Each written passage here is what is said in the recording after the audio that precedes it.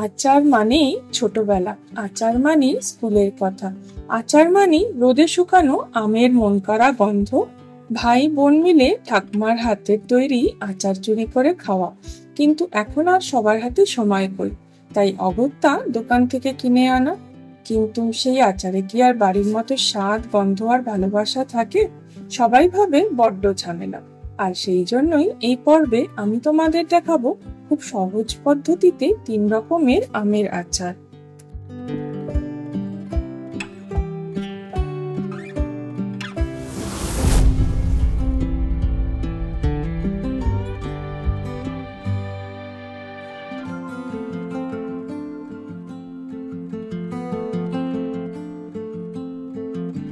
আমের আচারের আম কিন্তু বিভিন্নভাবে কাটা যায়।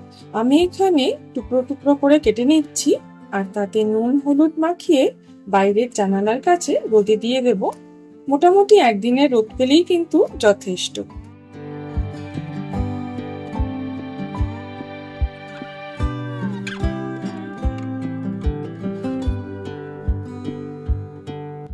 আমের গায়ে খুব ভালো করে নুন আর হলুদ মাখিয়ে জানালার বাইরে রোদে দিয়ে দেব। একদিনের রোদই কিন্তু যথেষ্ট।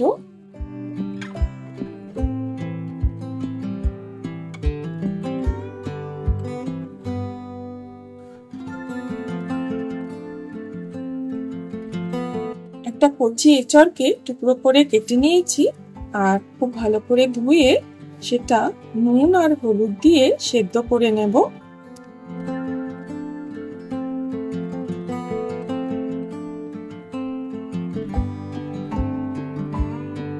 সেদ্ধ করার সময় যদি সামান্য একটু সর্ষের তেল দেওয়া যায় তাতে কিন্তু প্যানটা নোংরা হয় না।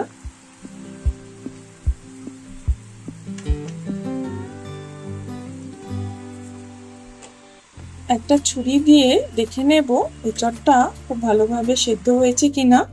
আর এবার কিন্তু এঁচড়টাকেও রোদে দেওয়ার পালা। জানলা দিয়ে খুব সুন্দর রোদ এসছে আর তাই দেখো আমার এঁচড় একসাথে রোদে শুকোচ্ছে।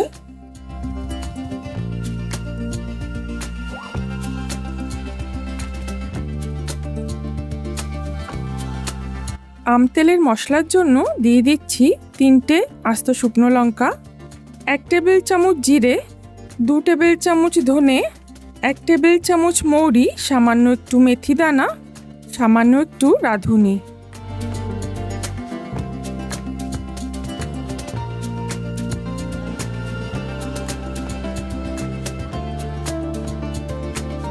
একটা পাত্রে মশলাটা নামিয়ে ঠান্ডা করে এটাকে পালস মোডে ঘুরিয়ে নেব।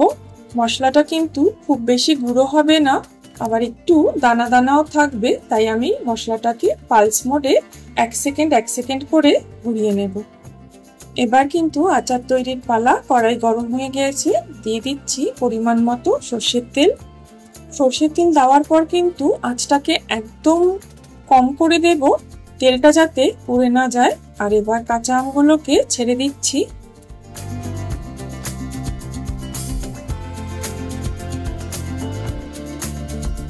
এবার ভেজে রাখা মশলাটা দিয়ে দিচ্ছি। 1 থেকে 1.5 টেবিল চামচ মতো বিট নুন,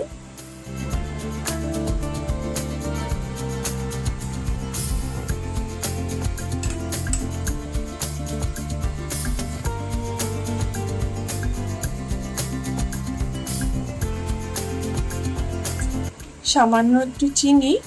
মশলাটাকে 2 থেকে 3 মিনিটের মতো নেড়েচেড়ে নিচ্ছি। খুব বেশিক্ষণ কিন্তু আঁচে রাখবো না, তাতে কিন্তু কাঁচা আমের কালারটা নষ্ট হয়ে যেতে পারে। কড়াইটা উনুন থেকে নামিয়ে একদম ফ্যানের তলায় রেখে দেব।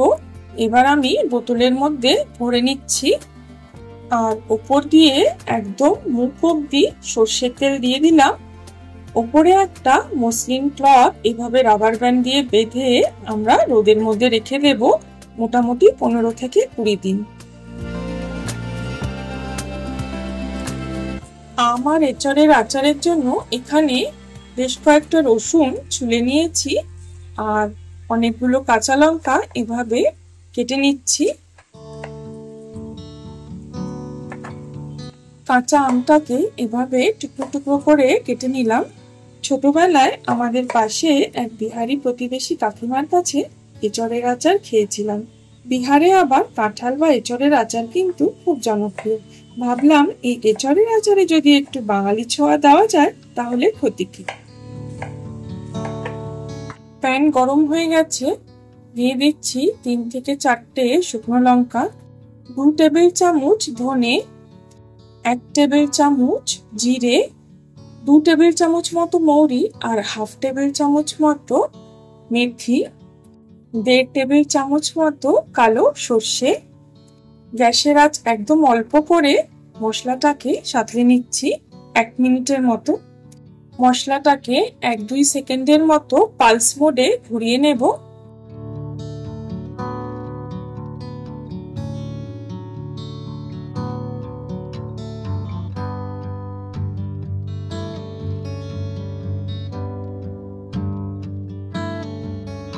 মশলাটা দেখো একদম গুঁড়িয়ে যায়নি, আবার কিছুটা কিন্তু দানাও রয়েছে।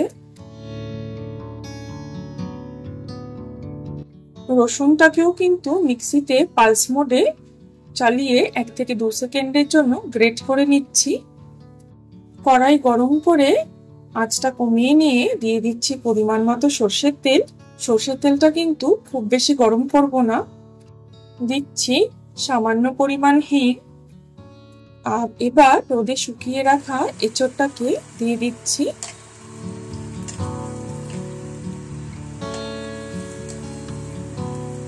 কেটে রাখা কাঁচা আমটাকেও দিয়ে দিলাম।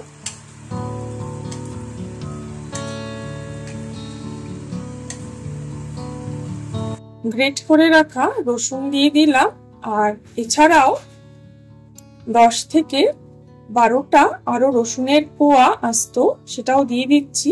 তাতে কিন্তু স্বাদটা খুব ভালো হয়। আর কেটে রাখা কাঁচা লঙ্কাগুলোও দিয়ে দিলাম।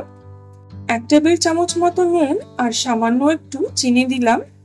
দিয়ে দিচ্ছি 1 টেবিল চামচ মতো বিট নুন, 1/2 চামচ মতো হলুদ গুঁড়ো, 1 চামচ মতো লাল কাশ্মীরি লঙ্কার গুঁড়ো।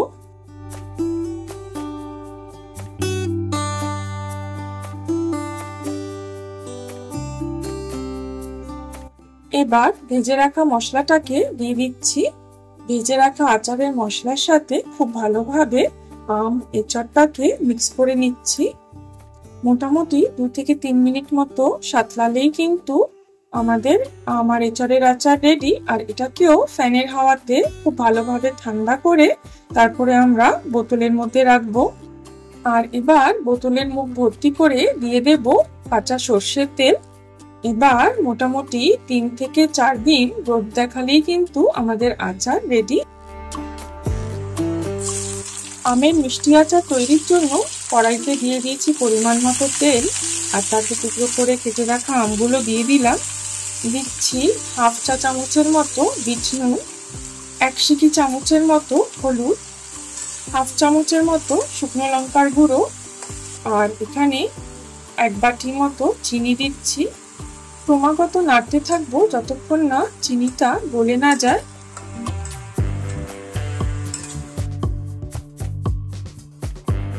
চিনিটা গলতে শুরু করে দিয়েছে। আর এখানে আমি 1 বাটি মতো জল দিয়ে দিলাম। আমের মিষ্টি আচারে মিষ্টি না হলে কি চলে, তাই আমি আরো 1 বাটি চিনি অ্যাড করলাম। ঝোলটা ফুটে গিয়েছে, এবার দিয়ে দিচ্ছি ভাজা মশলাটা। জলটা প্রায় শুকিয়ে আমের চাটনিটা একদম গাঢ় হয়ে গিয়েছে। আর দেখো কি সুন্দর টক ঝাল মিষ্টি আমের আচার রেডি।